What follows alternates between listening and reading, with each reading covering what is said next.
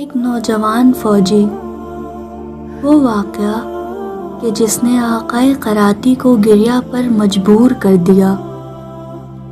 ایک فوجی نے بیان کیا کہ ایک رات ہمیں دشمن پر حملہ کرنا تھا تو ہمیں ایک ایسی جگہ سے گزرنا تھا کہ جہاں بارودی سرنگیں بچھائی گئی تھیں، لہٰذا طے پایا کہ کچھ نوجوان فوجی رضاکارانہ ٹور پر آگے بڑھے اور بارودی سرنگوں سے گزر کر دشمن پر حملہ کر سکے۔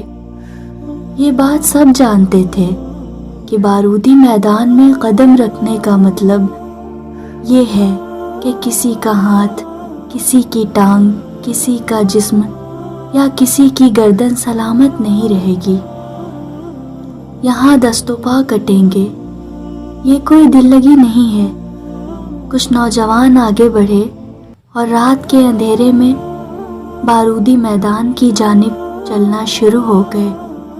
تھوڑی دیر بعد بارودی میدان کی زمین میں چھپے ہوئے بموں کے دھماکوں کی آوازیں آنی شروع ہو گئی۔ اچانک میں نے دیکھا کہ بارودی میدان سے ایک نوجوان لوٹ کر آ رہا ہے۔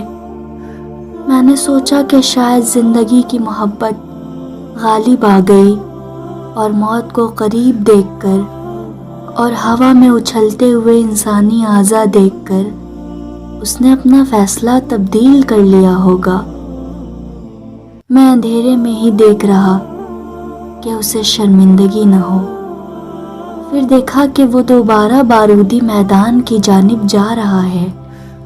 جب وہ قریب آیا تو میں نے اس سے پوچھا کہ کیا تم انہی لوگوں میں سے تو نہیں ہو جو رضاکارانہ ٹور پر بارودی میدان گئے تھے؟ اس نے جواب دیا کہ ہاں، میں انہی میں سے ہوں۔ میں نے پوچھا کہ تم واپس کیوں آ گئے؟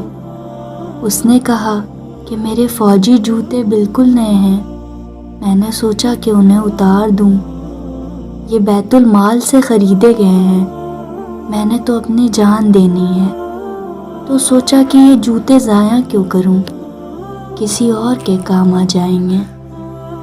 ایک شہید کی نگاہ میں بیت المال کی اہمیت یہ ہے کہ وہ وقت آخر اتنی پریشانیوں کو برداشت کر کے صرف جوتے واپس رکھنے آ رہا ہے۔